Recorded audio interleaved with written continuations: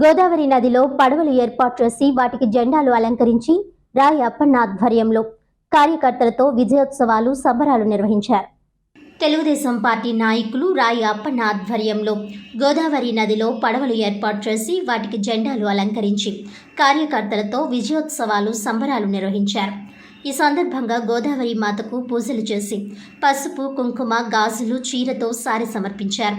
మాజీ ముఖ్యమంత్రి జగన్మోహన్ రెడ్డి రాష్ట్రాన్ని అధోగతి పాలు చేశాడని విమర్శించారు. 5 ఏళ్ల పాలనలో ఆయన రాష్ట్రాన్ని దివాలా తీయించారని పేర్కొన్నారు. రాజధాని లేని రాష్ట్రంగా ఆయన పాలన చేశారని అన్నారు.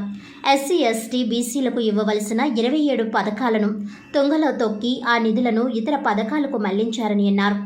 ముఖ్యమంత్రి నారా చంద్రబాబు నాయుడు అనుభవంతో రాష్ట్రాన్ని అభివృద్ధి పదంలో నడిపిస్తారని ఆకాంక్షించారు. యువతకు ఉపాధి, ఉద్యోగ అవకాశాలు కల్పించి నిరుద్యోగ సమస్యను పరిష్కరిస్తారని అన్నారు. ఆంధ్రప్రదేశ్ రాష్ట్ర రాజధాని అమరావతిని యుద్ధ ప్రాతిపదికన అభివృద్ధి చేస్తున్నారని కొనియాడారు.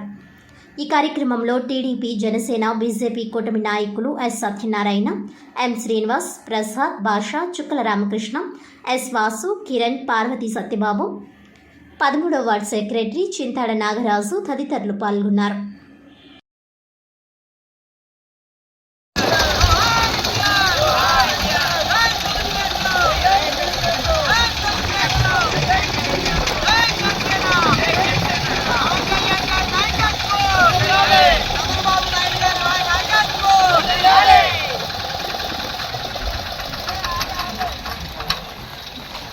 ఈరోజు ఎన్డీఏ కూటమి తరపున బీజేపీ, జనసేన, తెలుగుదేశం ఉమ్మడి కూటమి అభ్యర్థులుగా ఆంధ్రప్రదేశ్లో ఎన్నికల్లో పోటీ చేసి గెలుపొందిన నారా చంద్రబాబు నాయుడు గారు ముఖ్యమంత్రిగా ప్రమాణ స్వీకారం చేసి ఉన్నారు.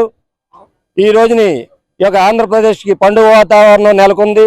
అలాగే తూర్పుగోదావరి జిల్లా సంబంధించి తెలుగుదేశం కార్యకర్తలుగా మేము ఈరోజు గోదావరి తల్లికి చీర, సారి, పసుపు, కుంకుమ సమర్పించుకొని తెలుగు ప్రజల ఆకాంక్షల్ని చంద్రబాబు నాయుడు గారు, పవన్ కళ్యాణ్ గారు ఉమ్మడిగా ఎన్డీఏ మోదీ గారు తెలుగు ప్రజల ఆకాంక్షలను, కోరికలను నెరవేరుస్తారని, ఆంధ్రప్రదేశ్ అభివృద్ధిలో భాగం పంచుకొని చంద్రబాబు నాయుడు గారు పరుగులు పెట్టించి తెలుగు ప్రజలకి ఆశాజ్యోతిగా నిలుస్తారని, పవన్ కళ్యాణ్ గారు ఎన్నుదన్నుగా నిలబడి తెలుగుదేశం పార్టీకి ఎంతో అఖండ మెజార్టీ వచ్చేలాగా కృషి చేసినందుకు వారికి తెలుగుదేశం పార్టీ తరఫున ధన్యవాదాలు.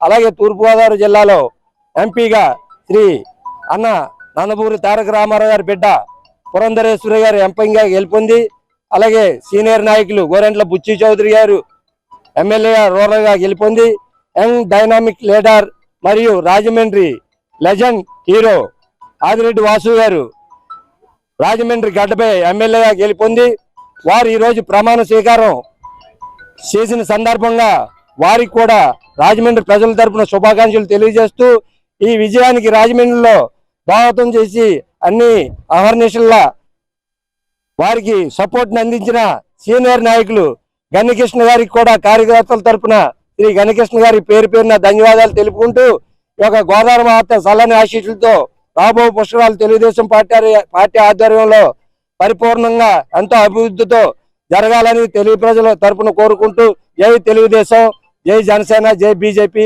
జై బోలో భారత్ మాతాకు జై.